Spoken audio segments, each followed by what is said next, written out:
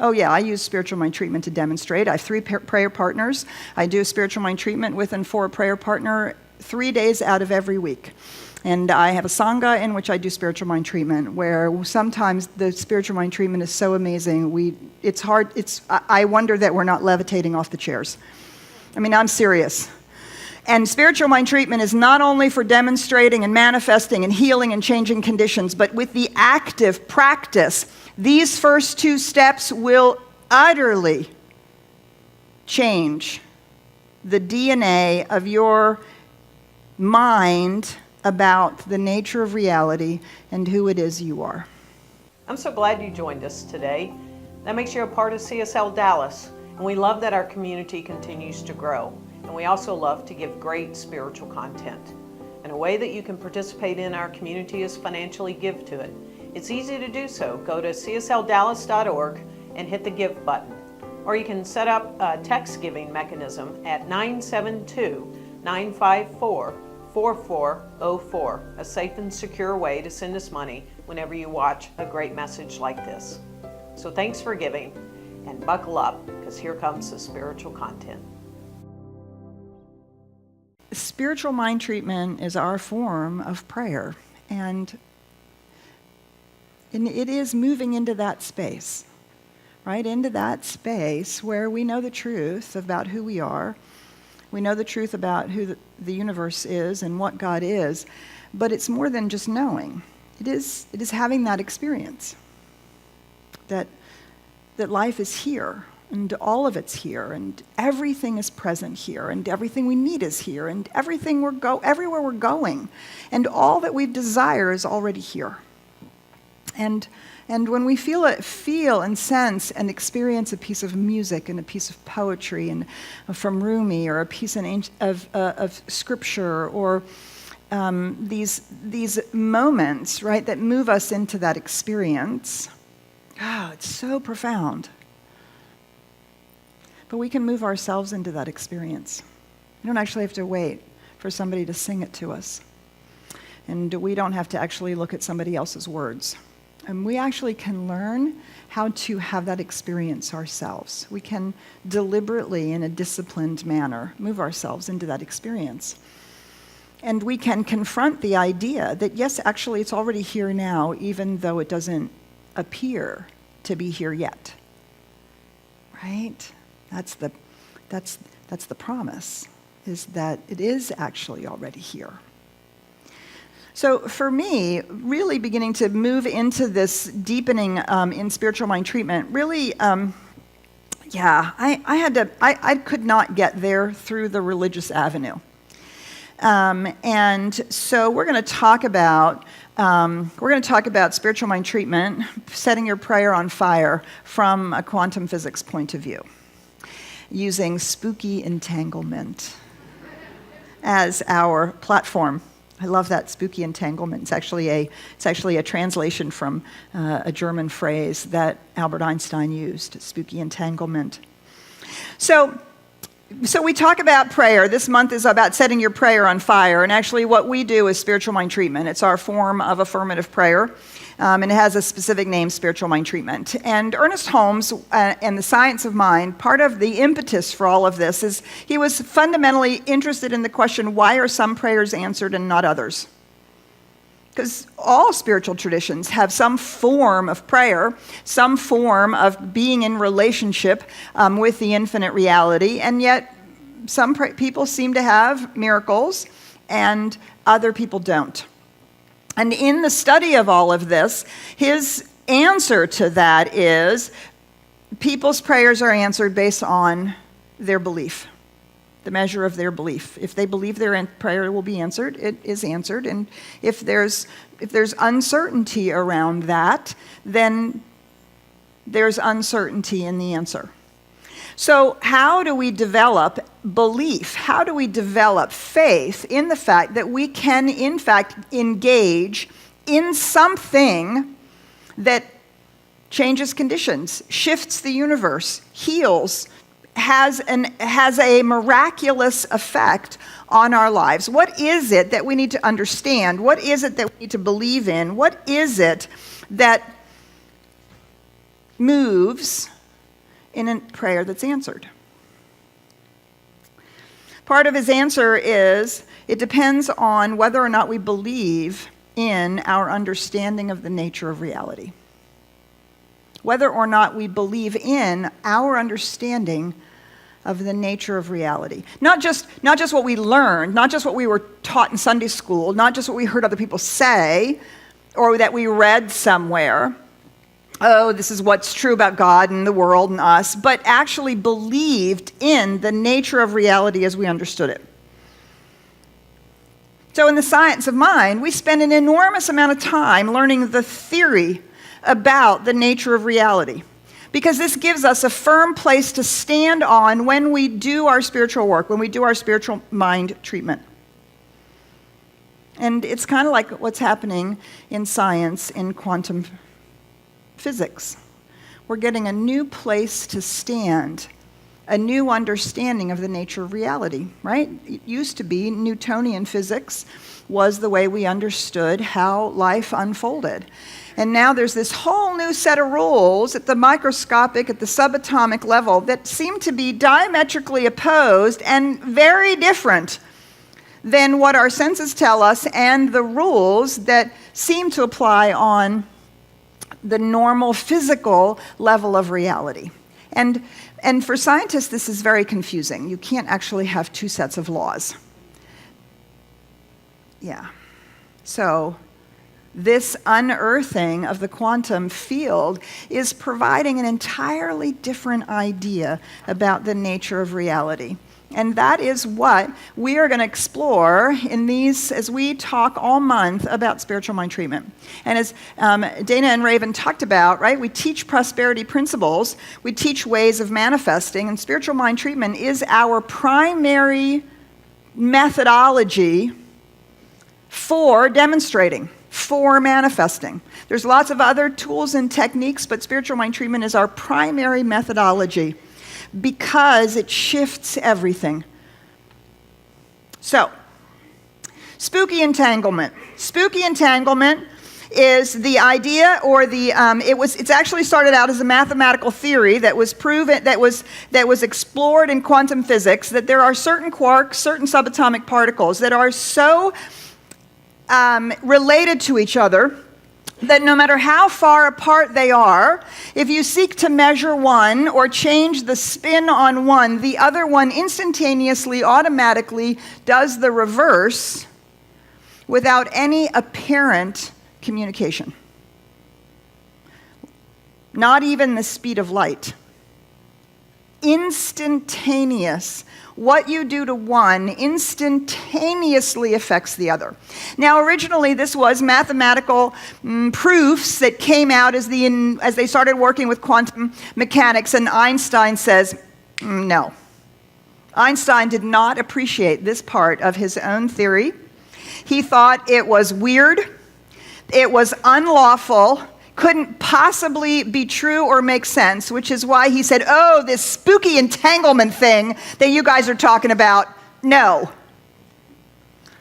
Well, in 2015, they have now moved from the mathematical proof of this to actually experimenting on it, where they have actual experiments that show that this mathematical proof is actually reality. They call it love between particles. Isn't that great? They call it love between particles. Spooky action at a distance. I love that. These are physicists. These are quantum physicists in their research labs, and love between particles. At the quantum level, things are connected in ways we do not understand. We do not understand. We cannot explain how there is instantaneous communication, because as far as science is concerned, nothing can go faster than the speed of light, except that apparently it does. And everything is ruled by the proximity. Right? Gravitational forces, the further away you get, the less gravitational force there is. So the closer you are, the more impact it has. The further away, the less impact it has. Well, in spooky action at a distance, love between particles, doesn't matter how far apart they are. the effect is instantaneous and the same, no matter how far apart they put these particles. It's the exact same. There's no lessening of the effect. And of course, they can't explain that. Now, the other thing that is an interesting revelation in the quantum field is that you think, you all learned about cells and molecules, and then we learned about atoms in school, and they all looked like little tinker toys, right, when we learned about atoms. And now they understand that atoms are actually a sphere of the electrons running around the nucleus, and the electrons are winking in and out of existence in the possibility, the potential of being in somewhere. Anyway, it's fascinating. But then the question is, of course, what are electrons made out of? What are protons and neutrons made out of? And then we get into the subatomic particles, and we get littler and littler and teenier and teenier, and then all of a sudden there were quarks. But you could split apart quarks too. And what are you left with? The fundamental building block of the universe, as far as we can tell today from the quantum field, isn't something at all. It's actually a packet of information, which isn't actually a thing at all. It's not a particle, it's not a bit, it's not a piece, it's a packet of information that appears to move around the universe, move about the cabin as a photon of light. I know, wow, right? So you can't actually weigh a photon of light. Do you understand, right? A particle, no matter how small it is, you could put on some sort of a scale and it would show up as something in the space-time continuum. It would have weight, no matter how infinitesimal it is. But we've poofed beyond materiality to photons of light.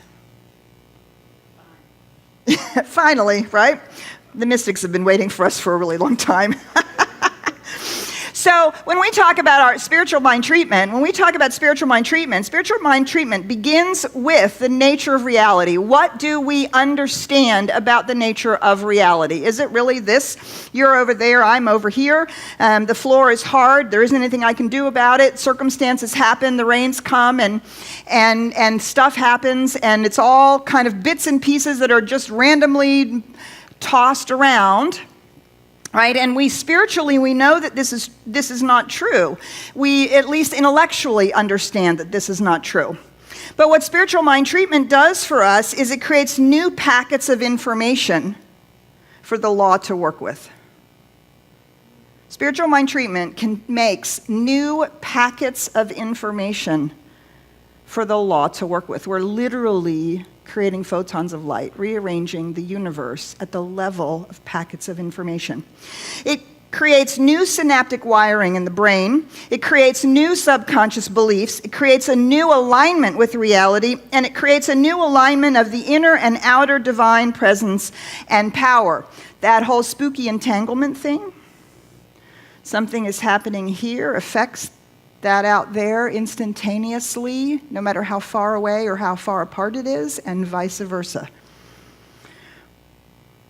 How are we connected in this one infinite reality, which has seemingly miraculous outcomes, where coincidences, Kia, thank you so much, right? We know there is no such thing when we understand what's going on. So spiritual mind treatment begins with our understanding of the nature of reality, which is why I prefer the term spiritual mind treatment to prayer. Prayer to me is a lot of spiritual baggage, a lot of dogmatic baggage, a lot of religious baggage. If it works for you, great. But spiritual mind treatment is like you're taking your consciousness to the doctor. Only the doctor is you. Right? You take your body to the doctor and they give you a treatment and help you get well. Spiritual mind treatment is a treatment for your consciousness. And you don't actually have to take it anywhere. You can do it yourself, although, of course, we have practitioners who can really help you with that. So here's my personal and private definition of spiritual mind treatment. Spiritual mind treatment is an opportunity to describe reality to myself in a way that makes it real to me. It is an opportunity to describe reality to myself in a way that makes it real to me, right? Which is beyond, I know that spirit is all there is and God is abundant, therefore I'm abundant. Okay, those are nice and pretty words, but do I actually know why I can say that to be true? Do I actually really understand what's going on in the nature of reality, in this spiritual realm of the infinite power and presence, the infinite law? Do I really understand it so much that when I begin to describe this to myself, every part of me says yes? Yes, that's right. As opposed to, I hope it's right. Well, I think it might be right. Well, I learned it in foundations class, for God's sakes. Somebody said it was right.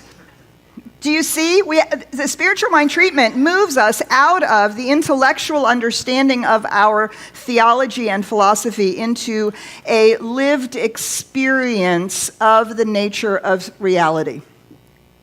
So our spiritual mind treatment has various states and steps and phases to it.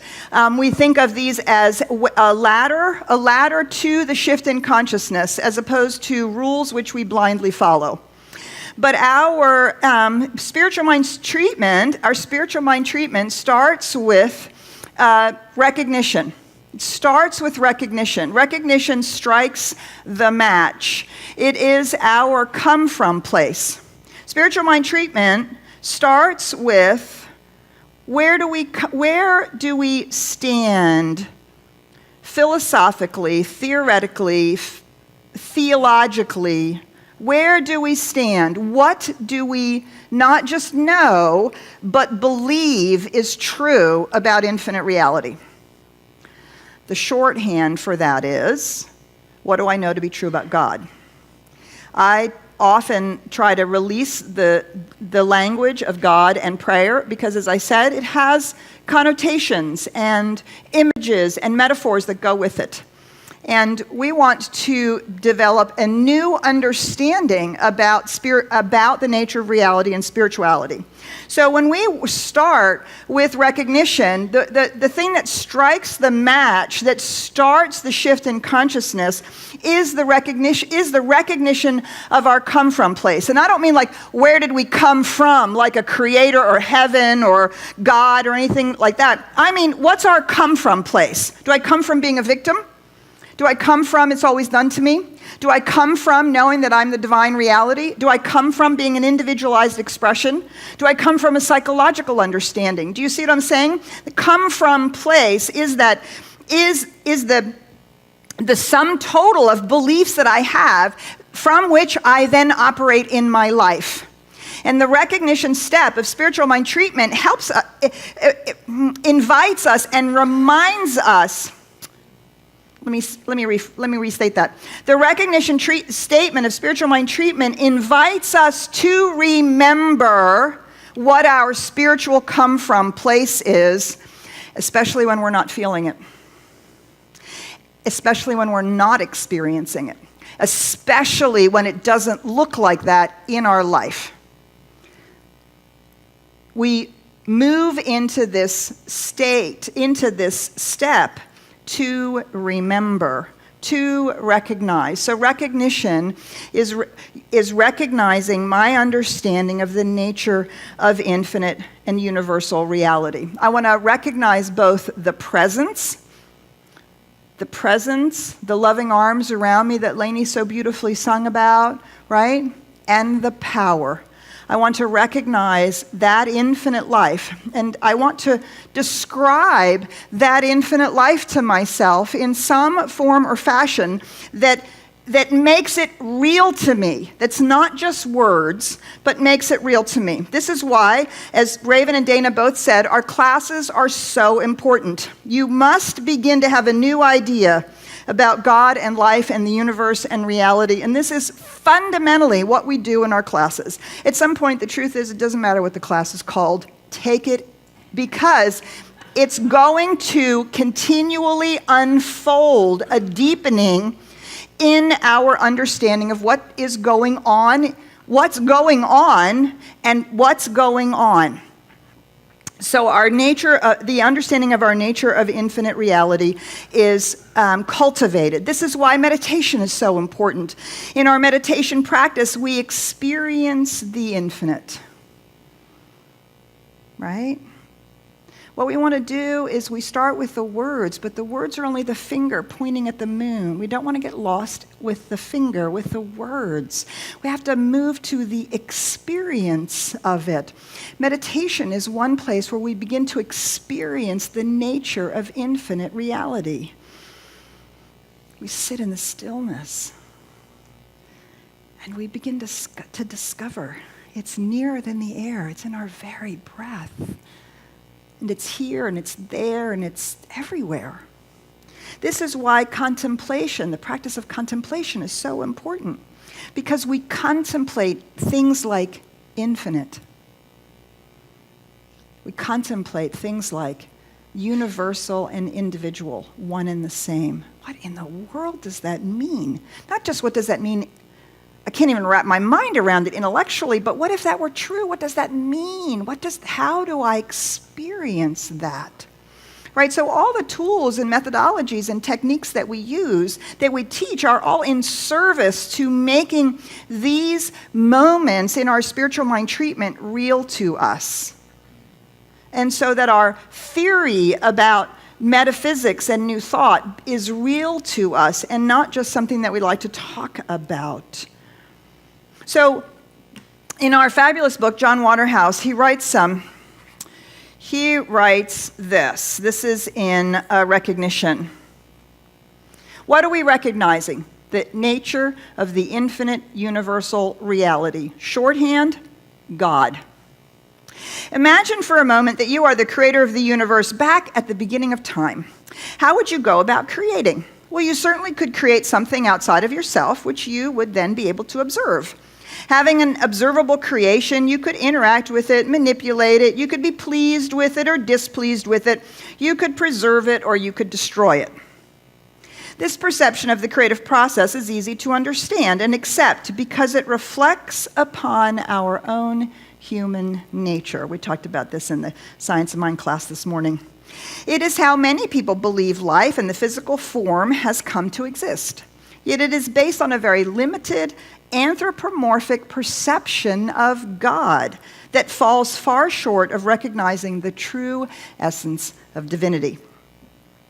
So then he goes on to talk about one of my favorite philosophers, Spinoza, and he talks about the Bible, right? He says, now consider that man was created in the image and likeness of God. However, humans have created a perception of God that mirrors the image and likeness of how we perceive ourselves. Old thought, maybe. New thought.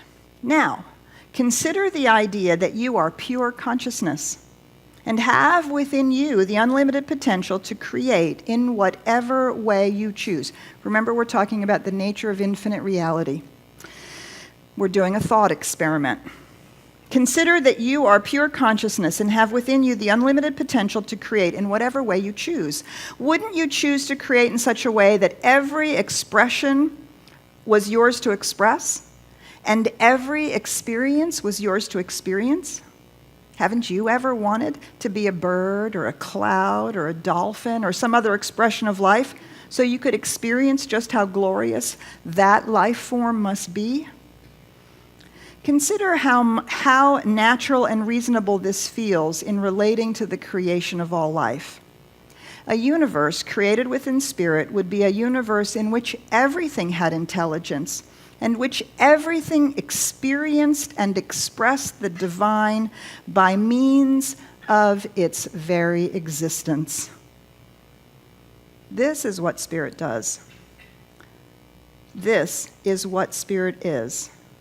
Everything exists within this flow of information through which matter and energy animate the entire universe into a dance of expressing and experiencing life.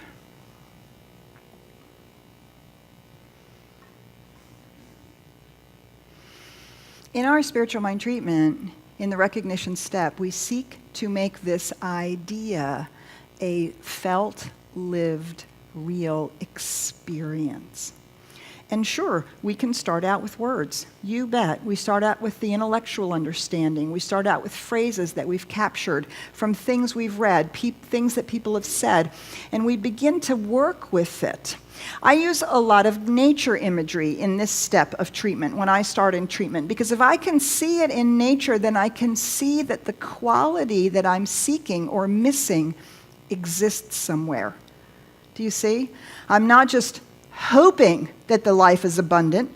I'm not just wishing that life is active, but I can see it when I can describe it to myself somewhere in nature, because nature is the expression of the universal nature of reality in the macrocosm. And if I can see it there, I can begin to get a hold of it. So we can ask ourselves, what metaphors work for us to really help us get a hold of this? We talked about this again in our Sunday morning class, and a whole new metaphor was brought forward, which I have to go away now and think about. So we need metaphors that work for us, right? We all know the metaphor of the drop in the ocean, right? I'm the drop in the ocean, and we share the same properties. We can use the metaphor of H2O in its three states, right? H2O, whether it's a cloud, a river, or ice, even though the form looks different, is still always H2O. The essence of it doesn't change. Just the form changes. Oh, wait, doesn't that sound a little bit like what we teach? The essence of the universal, infinite reality is forever expressing it and experiencing itself in this changing form, in these forms that are forever changing. Right? Do you see? We use anything in this recognition step that helps us feel and sense and know something true about the nature of the infinite reality. We're not actually talking about ourselves in this step yet. We're simply helping us find a place to stand, our come-from place from a spiritual point of view. The other thing about the recognition step is that we begin to focus on a specific aspect of the nature of reality that is missing. Because if it were actually present in our lives, we wouldn't be doing this spiritual mind treatment. We would already be having that which is nearer than the air. As the Lainey so beautifully sung, it's already everywhere around us. But somehow we're doing this spiritual mind treatment because we want to manifest something, demonstrate something, heal something, change something. So the other thing that we do in the recognition step is we pay attention. What truth about reality is missing that if it were fully present would heal, change, or create this new condition that I want? Right? So we're not just recognizing, oh, God is all there is, oh, there's this infinite universe, but we're recognizing it's abundant, or it's active, or it has divine order, or it's whole, or it's perfect, or it's, do you see, we're looking for, we say principle is not bound by precedent. Just because we failed, last go around doesn't mean we're going to fail again, because everything is new in the universe, in infinite reality. Every moment is the eternal here and now. It's new. And do you see, we're showing ourselves the place that we're standing, the spiritual truth on which we are standing and which we are going to use as our base to know that that which we seek is already present. And we are remembering that, recognizing that, realizing that, finding it in our consciousness. Now, the second step of treatment takes this and builds on the recognition step. We recognize that match that was struck in the recognition step is the same essence. That flame, that light, that truth is the same in essence that we are. Right? So we call the second step unification. We also call it identification. We realize that the identity of who we are is the same as that infinite reality. Right? The nature of the universal reality, we are made in the image and likeness of that, not that made in our image and likeness. So the more that we can say about that, do you see, the more we can understand what's true about us. Because it's not made in our image and likeness, we're made in its image and likeness. The same in essence. That same infinite power and presence, that same life. So this is where we get these notions of a child of God, right? You're a child of God. And unfortunately, that usually has translated into God is my parent and I'm the child. God's going to punish me, reward me, discipline me, etc., etc., etc. But if we think about what the word offspring actually means, what does it mean to be an offspring? But to share the nature of the parent, the DNA of the parent, to be made in the nature of the parent, the universal reality individualized, made in its image and likeness. So in the identification step, we are knowing that we are that reality as us. That our identity, the I am that I am, the I am that you are, is the I am that is that I am that the mystics taught us about. And so here again, we need metaphors to make this work for us, because we are seeking to really develop a deeply held experience of this. And it's contrary to what we learned in school and what we learned mostly in our culture and from our families. It's a whole new way. It is as inexplicable spiritually as quantum physics is to somebody who practices Newtonian physics. It's as big of a shift that science has been going through in the last 150 years. We are going through that same kind of shift within ourselves. So we need, again, metaphors that will help us grasp a hold of this. So John has this fabulous metaphor. Rather than the drop in the ocean, he uses the metaphor a wave, as a wave is to the ocean. Imagine for a moment a wave as it swells and crashes in the ocean. What is the relationship of that wave to the entire ocean? Well, actually, they are the same. The wave is an expression of energy within the flow and function of the ocean. The wave is the ocean, even though we can see the waves and are unable to see the entire ocean. The ocean and the wave are the same in every way other than size and form. Now, if you consider that the waves represent us and the ocean represents the wholeness of spirit, we can see that everything that exists within spirit exists within you and me. The relationship between the ocean and the wave and between spirit and you and me is the same. Because we exist as the essence of spirit, we are able to experience and express life in the same manner. The ocean expresses as the wave, and spirit expresses as you. So we need to cultivate these metaphors, and we work with them when we're doing our spiritual mind treatment. We describe this reality to ourselves, again, so that we have a felt, lived experience of it. Another really powerful metaphor is the metaphor of the hologram. Right, we're familiar with a holographic image. All kinds of lights and lasers and photographs are taken so that when you see the image, you actually see it whole. You see the whole image as opposed to a two-dimensional image. You see the whole image. And of course, what's the really amazingly cool thing about holograms and holographic images, that if you break it apart, what happens? It's reproduced in every shard, isn't it? Except not perfectly. In Quora.com, it says this: from a theoretical point of view, you can say that a piece of a hologram will contain the same shape information as the entire hologram, but with less detail, a little bit more blurred, a little less sharp. And isn't that a great metaphor for being an individualized expression of the one infinite reality?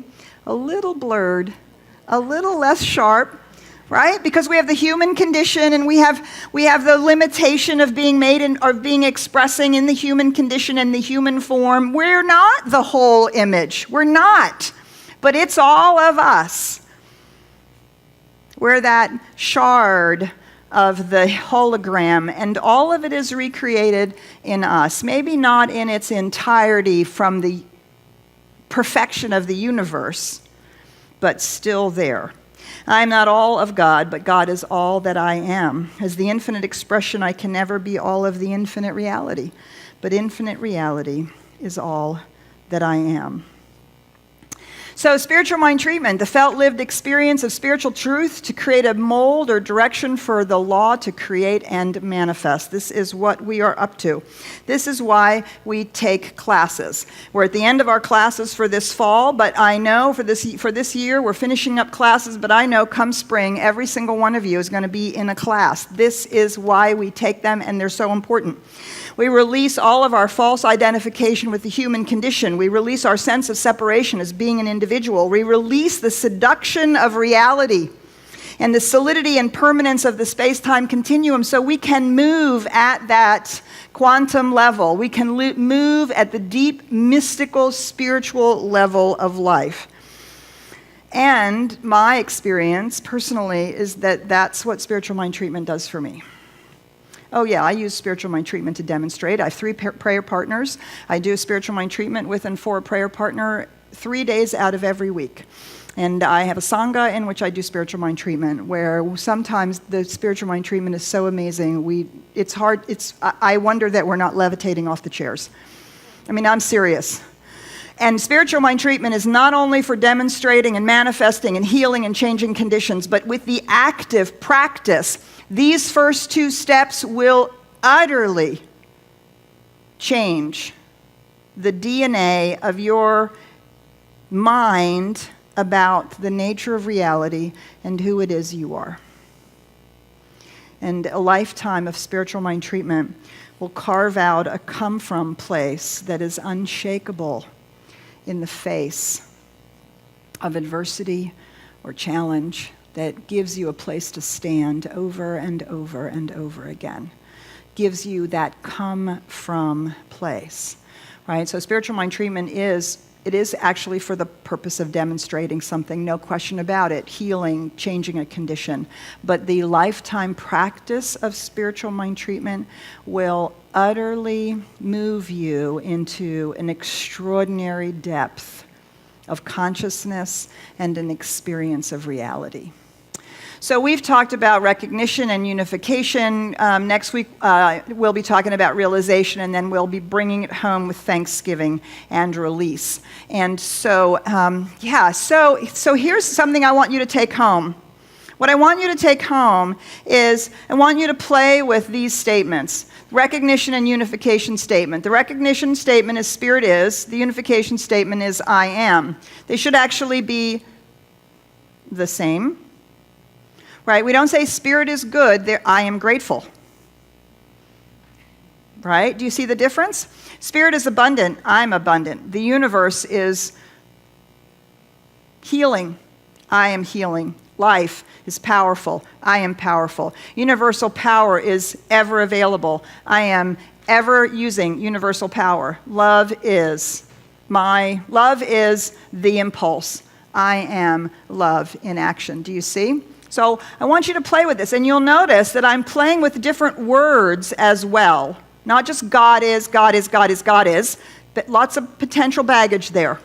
Every time we change the name of the infinite reality, we're carving out a new space for ourselves in consciousness. So this is your homework to play with. I know we're way over time. Thank you so much for your patience and indulgence.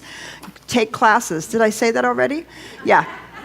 All right, so I'm going to have you stand. I'm going to have you stand up, and you're going to repeat after me. Okay, ready? Spirit is all there is. Spirit is all there is. I am spirit. I am spirit. The universe is whole. The universe is whole. I am whole. I am whole. Life is good. Life is good. I am good. Universal power is available. Universal power is available. I use universal power. I know I changed it. Use universal power. Love is absolutely always present. Love is absolutely always present. I am love. I am love. And so it is.